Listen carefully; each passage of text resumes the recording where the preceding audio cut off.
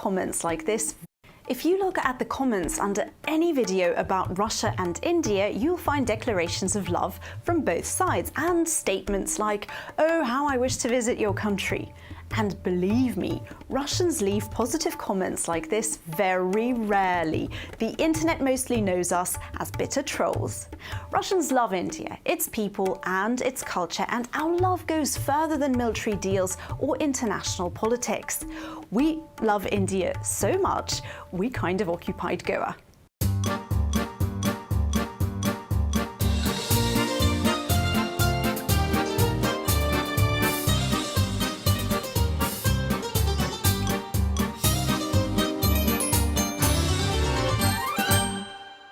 India-Russia relations are often described as special, while politicians stick to the term strategic partnership. And they're right, strategic it is, covering everything from trade to defense. Scholars and journalists have covered this topic over and over again. This is all Wikipedia material. We are here to talk culture. Love for yoga and wellness. Did you know that Yoga Day is celebrated in Russia on June 21st every year? It's not an official holiday, but a beloved one, with park events, concerts, and Indian food festivals all over. There are many yoga centers in all parts of this country. People love practicing it and are very much interested. Yoga's rise to fame started in the 80s, mainly due to its reputation for health benefits, and now it's practiced in every gym across the country. Fun fact, the legendary yoga teacher of the West, known as the First Lady of Yoga, Indra Devi, is actually Russian. Evgenia Peterson was born in 1899 in the Russian Empire, but fled the country following the revolution.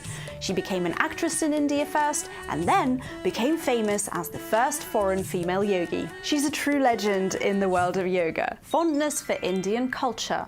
Following an interest in yoga, Russians opened up to Ayurveda, vegetarianism, and religion.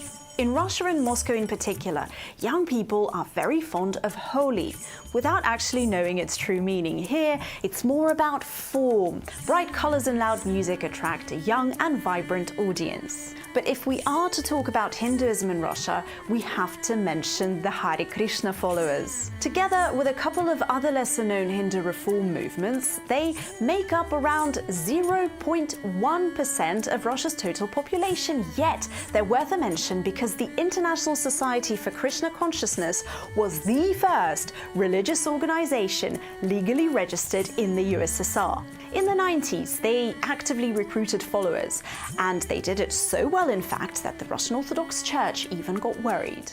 At first, the Russian Orthodox Church protested against the construction of a Krishna temple in the 2000s. Then, 2011 saw a full-on court case on the recognition of the book Bhagavad Gita, as it is the main canonical text of the Hare Krishnas, as an extremist text. The book was left alone, but the attitude towards the Hare Krishnas was still tarnished. Despite that, Ayurveda and Indian cuisine have been growing more and more popular in the recent decades, because they go hand in hand with an overall trend in Russia towards a healthy lifestyle. Speaking of trends, Russians have grown incredibly fond of Goa.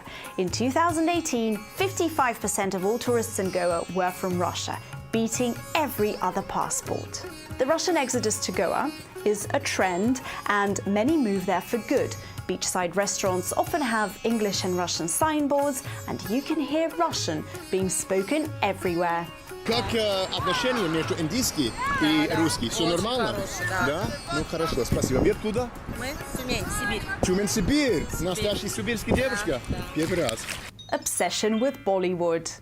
Yes, young Russians are fond of India, but they're not the only ones. Older generations of Russians who were born and raised in the USSR didn't practice yoga or Ayurveda, but they watched Indian films. Bollywood films became widely available across the Soviet Union in the 50s as an alternative to Western cinema. Most foreign films imported from 1954 to 1991 were Indian-made, with Disco Dancer and The Vagabond topping the list of the most popular foreign films. Passionate Indian movies with singing and dancing fascinated Soviet viewers with their colorful stories of love and drama, helping them escape from the mundane, as researchers say. Older generations of Russians are very nostalgic about old Indian movies, songs, and actors. They know Raj Kapoor, Nargis, and Amir Khan. So it's not just strategic partnership and military trade. No partnership would ever make Russians love another country with a culture and traditions so different from ours as much. This love affair is a combination of our curiosity about Eastern religions, nostalgia towards colorful Indian cinema and vibrant culture, and a love for yoga, wellness, and spicy Indian food, so different from Russian cuisine and yet so very sought after. And on that note, I'm running off to get myself some dal makhani and butter chicken because they're my favorite. Postscriptum. In the 19th century, there was a famous Russian lady called Yelena Blavatsky who founded an enormous theosophical society based on her studies of Indian religions and philosophy. Part of her studies included a racial theory that years later got the attention of the Anna Nerbey and then Adolf Hitler himself. If you want to learn more about one Russian woman's role in the Holocaust, tell us in the comments section.